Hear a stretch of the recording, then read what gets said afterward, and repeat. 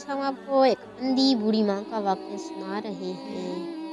Please video को आखिर तक ज़रूर देखें और हमारे चैनल को सब्सक्राइब ज़रूर करें। ये कहानी एक छोटे गांव की है जहां एक बूढ़ी नाबीना खातून रहती थी, जिसे लोग अम्मा हलीमा के नाम से जानते थे। अम्मा हलीमा एक गरीब औरत थी, उनका कोई सहारा नहीं था, लेकिन उनके दिल में अल्लाह पर मजबूत यकीन और बेहद सब्र था। वो दिन रात अल्लाह पाक की इबादत में मसरूफ़ रहती थी और हमेशा उसकी रहमत के मुंतज़िर रहती थी।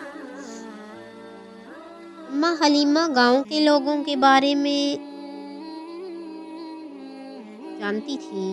अम्मा हलीमा गांव के लोगों के घरों में छोटे मोटे काम करके अपनी ज़िंदगी गुजर बसर करती थी, लेकिन वक्त के साथ उनकी नाबीना ख़त्म हो गई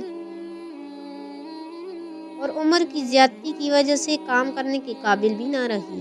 गांव के लोग कभी उनकी मदद कर देते और कभी नज़रअंदाज भी कर देते थे। एक दिन गांव के कुछ शरारती लड़कों ने अम्मा हलीमा के साथ मजाक करने का फैसला किया। उनके दिल में रहम नहीं था, बल्कि वो बूढ़ी खातून के बेबसी का फ़ायदा उठाना चाहते थे।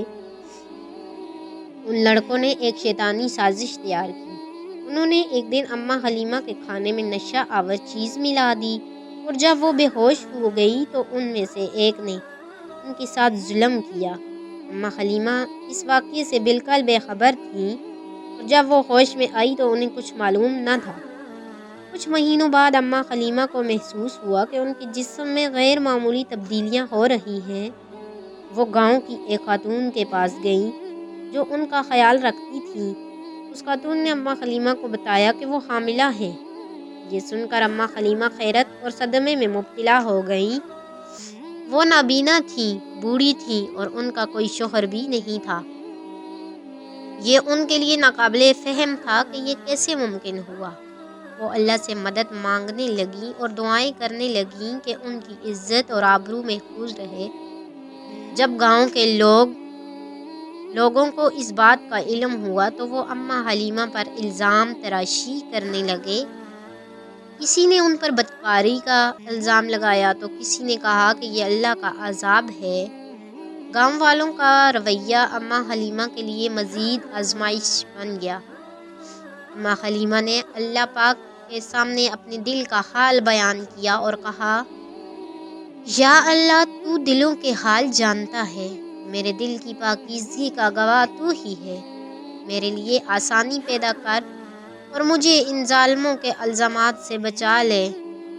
9 महीने के बाद अम्मा हलीमा ने एक बेटे को जन्म दिया। ये बच्चा नहायत खूबसूरत और सेहतमंद था। गांव के लोग इस बच्चे को देखकर हैरान रह गए, क्योंकि वो बच्चा आम बच्चों जैसा नहीं था। उसके चेहरे पर नूर था और वो गांव में एक अजूबा बन गया।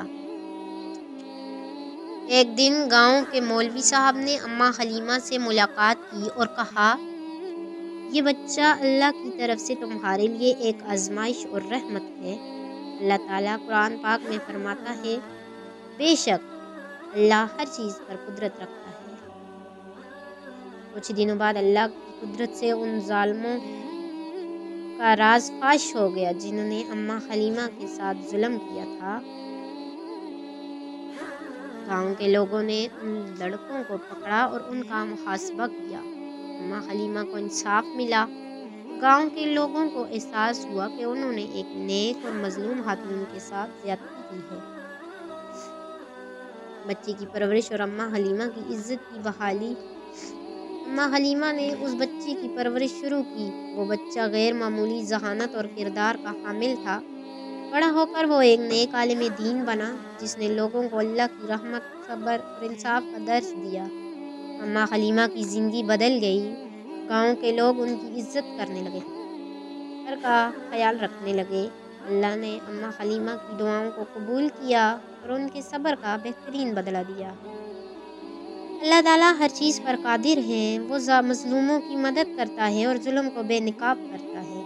सब्र करने वालों को अल्लाह की रहमत और इनाम मिलता है। गुनाह और जुल्म करने वालों का मुहासबा करना ज़रूरी है ताकि इंसाफ कायम रहे।